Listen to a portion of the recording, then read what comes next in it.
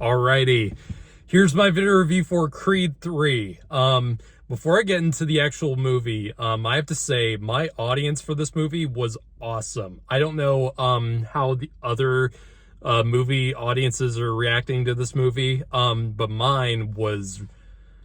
You can tell that there was a lot of energy in the entire room of this movie, especially during all the fight scenes and especially during the last one, because oh my god, people were literally standing up out of their seat for a few minutes during this, and they were, applauding and stuff like that, and you can tell that they were really invested in this. So that's the difference between a bad audience and something like this, where this was clearly an audience that actually cared about the movie and, sometimes loudly proclaimed that, like and how excited they could be. And then a bad audience is something where they're loud and they clearly are not interested in what's actually going on in the movie, and they're just talking.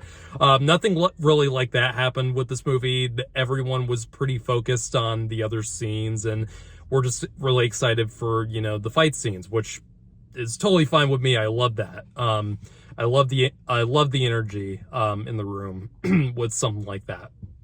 So anyway, I'm a big fan of the Rocky franchise in general. First film, is an all-time classic. A lot of the sequels are fun, some better than others. And then when Creed came out, a lot of people were thinking, this might be interesting, but this can also be, kind of a cash grab. And it was going to follow the descendant of Apollo Creed, in Adonis, who was played by Michael B. Jordan, and it was kind of a risk. But it was a great example of a legacy sequel done absolutely right, in my opinion. It was one of the few early examples of a legacy sequel that absolutely worked for me, because it honored the things that came before, but it still established it as its own thing. And that's part of the story of the first Creed movie, is establishing Adonis's name over just using the name of Creed from his father. And the first Creed is one of my favorite movies of all time. Absolutely adore it. The second one I think was really good, just not quite as good as the first film. You can tell they were kind of scraping a little bit more off the Rocky franchise with the second one, with the Dragos coming in. And this third one has a kind of a different spin on the formula, where there is a big opponent he has to face, and it's actually an old best friend from Adonis's childhood, who's played by Jonathon Majors. Seeing a lot of him recently. Jonathon Majors' character named Dame was best friends with Adonis, and they got into a lot of trouble. And when a situation happened in their early years, when they were teenagers, Dame ends up going to jail for 18 years. And at this point, and it cuts back to modern day, and Adonis is while he's still fighting, he's not doing nearly as much fighting as he used to, and he's actually more on the managing side for other fighters, up and coming fighters. And so he's quite a bit rusty, more rusty than he was in the second one. And then he runs into Dame, who just got out of jail, and he wants to get into the fighting business as well. And he has a record on him, and Adonis is unsure if he can actually trust him with that. And this kind of a bunch of different events cause a big rivalry to take place, and it's a battle between old friends turned enemies. So I think that's part of the reason why I think this is my second favorite of this Creed trilogy so far. I'm not sure if they're if they're planning on doing a fourth one, but I really think they should this is really a great ending point for the Creed the Creed legacy, because it leaves it open for, you know, future stuff, but it's a good leaving off point, and it it is a great ending for Adonis, as well as the other characters like Bianca, who's wonderfully played by Tessa Thompson. But Jonathan Majors is definitely the one, just like he did in Ant-Man. He steals the show in this once again. After seeing him back to back in Ant-Man and in this, he's one of the best villainous.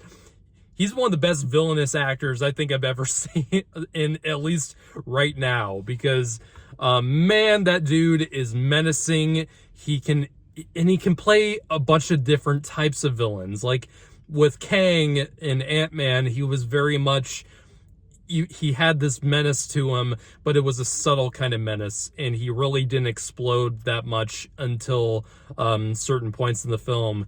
In this, he is a wild card. Like, he is just, there's always something sizzling in him, like this aggression, and especially when he gets on that on the ring, he is just relentless. And I think it's also a good part about how Michael B. Jordan directs this, because this is actually, I think this is his first feature film he's directed. I don't know if he's directed anything else, but Michael B. Jordan is a solid director. When he directs those fighting scenes, and this was actually shot, the fighting scenes were done in IMAX, so the aspect ratio changes in those scenes, and man, great use of the IMAX in this film, because those scenes are just like it's the best kind of frenetic cinematography that I've seen in a bit, because it's fast, but you can still see clearly what's going on here.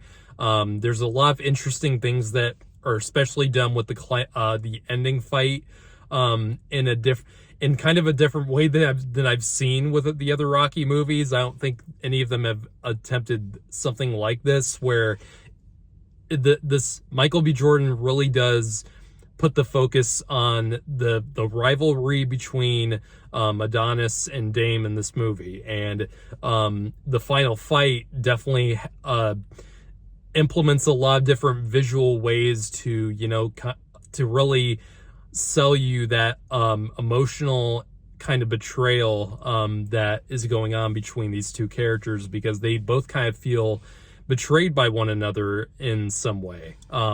And there's a lot of interesting things that they did with this. I won't say what they did, but it was really fascinating. And it actually, it nicely breaks up the pace of the entire fight.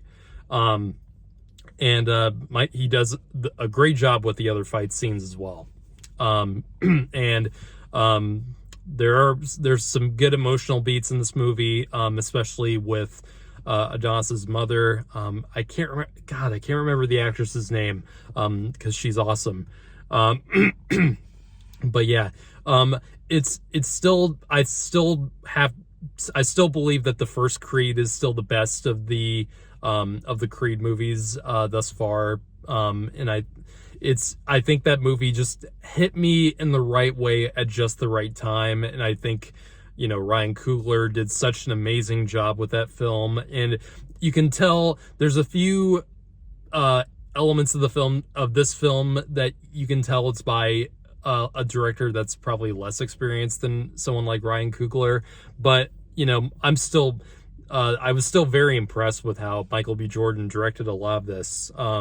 Some of the most of the dramatic, like the more dialogue driven scenes, are directed pretty well. Some of them are a little bit fuzzy for me. I don't know if that's because of, you know, how shots are situated together or whatnot. It's just, you can definitely tell that you know, Jordan maybe needs a little bit more experience down the line, but he still did good. He still did a good job. I'm not saying anything really bad about Michael B. Jordan and what he did with the film, because I think, I know Sylvester Stallone has kind of had a rough relationship with this third one. I'm not sure of exactly why and all the details about that, but there was a lot of drama behind the scenes with Stallone and the producers of the film. I'm not entirely sure why, but I'm pretty sure Michael B. Jordan probably decided to direct this, probably soon before production started, and I think he still did a really great job with what he was given. So don't have too much else to say. It's a really solid Creed movie, and I think it's a good ending point. I really don't think they need any more about the character. And if they do decide to do, I know they're supposed to be doing a Drago spinoff. It'll be interesting to see what they do with that. And they got to do something different, because they've already had two different series based in the same kind of world. So hopefully they do something that's different enough and interesting enough. So with Creed 3, I'm going to give this movie an 8 out of 10. Really enjoyed it. Highly recommend seeing it, especially in IMAX.